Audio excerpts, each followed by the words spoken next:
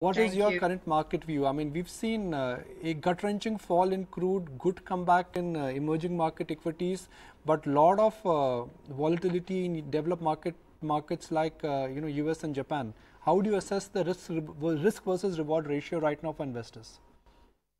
So I think, first of all, I think there's more risk to the US markets than there is to emerging markets at this point in time. Of course, there is an event risk with respect to China and what happens in the meetings between President Trump and the Chinese premier later this week. So I think that's going to be an event risk that nobody can forecast.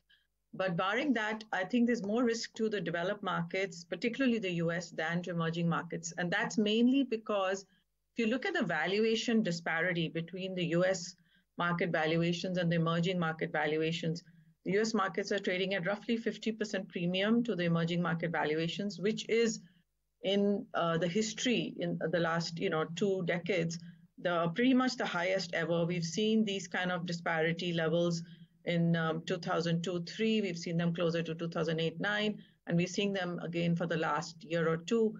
And we've noticed in the past that this gap always closes. Sometimes it may take longer, sometimes it may take shorter. And over the last 1 month, we've already started to see emerging markets outperforming the US. And I think that trend is probably likely to continue. So in terms of risk reward, I think given where valuations are, there's much less risk, barring the event risk I talked about, to emerging markets than to the US markets. Yeah. Punita, hi, morning. Good to have you on the show. And after a long time, we were hoping you would be here in India and not in Boston. Yeah, well, good. I can give you the US perspective. Yeah, indeed. And you said it right, that there is so much chatter and, all hype and hoopla around what's going to happen when Xi Jinping and Trump meet. Do you think they could make any headway and call it truce perhaps? Because clearly the trade war tensions are just about escalating and keeping many asset classes on the tenterhooks. Well, definitely, there is a lot of nervousness, and I think this is if the tariffs are raised to 25%, as is currently on the plan, that's going to be negative not just for China, it's also going to be negative for the US because it's going to be inflationary, and that could have an adverse impact on inflation, interest rates, and lead to some kind of a slowdown. Morgan Stanley has already factored in US slowing down. At least their forecasts are showing that US is going to slow down quite dramatically over the next 2 years in terms of the economic growth. And they're factoring in, a higher tariff than where it's today. But frankly, President Trump, nobody can get into his head and know what he's going to do. If the tariffs are not increased, that's obviously going to create some positive sentiment because right now, what the markets are discounting is a tariff increase. Fair enough. Punita, this might be a question that you would be debating with a lot of your peer group. Essentially, putting the spotlight on 2019, what is the sort of consensus that you think is building? Because the sound bites we are gathering here indicate that one is approaching 2019 with a bit of caution. Yeah, I think you have to approach 2019 with a bit of caution, especially in the US, because not only are we seeing valuations at elevated levels, we are seeing risk to growth. We don't know what the Fed is. I mean, right now, there is obviously what is factored in is that the Fed will continue to raise rates for a bit. So I think there's definitely cautiousness on the US side. On India, I would say there is cautiousness more because of elections. But in terms of valuations, I think at least some of the mid caps now are discounting quite a lot of the negatives. The risk is more, I would say, right now, of course, large caps are a safe bet to be in, but the valuations, if you look at the Indian markets, again, the Indian markets are trading at a higher premium than historical levels to other emerging markets.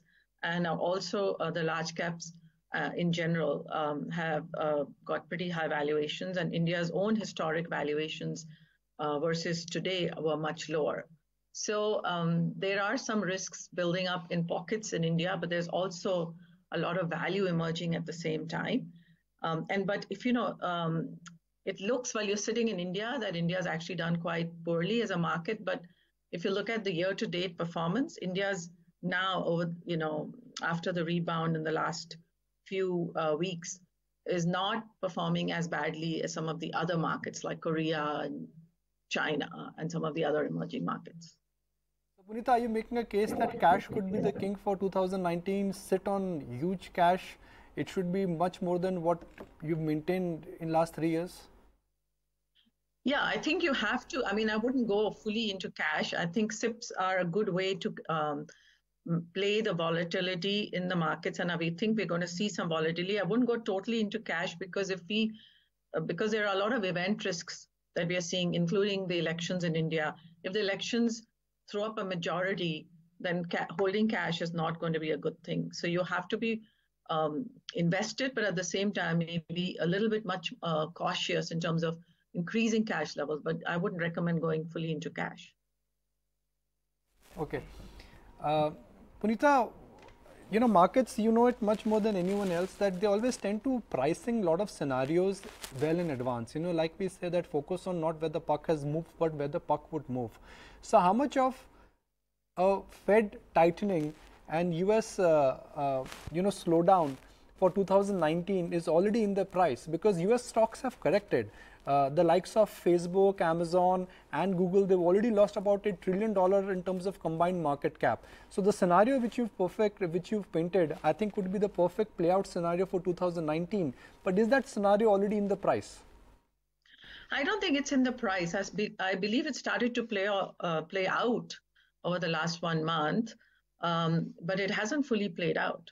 And I think also the interest rate, the Fed hikes, I think could still see some more hikes. Of course, we are seeing President Trump coming down hard on the central bank governor here, the Fed governor.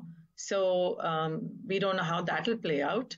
But if the economy slows more sharply than anticipated, then obviously the Fed will have to pause. But at the moment, I think the Fed is going to keep raising rates because we are at full employment and there is a high risk of inflation rising in the US, especially because of protectionism.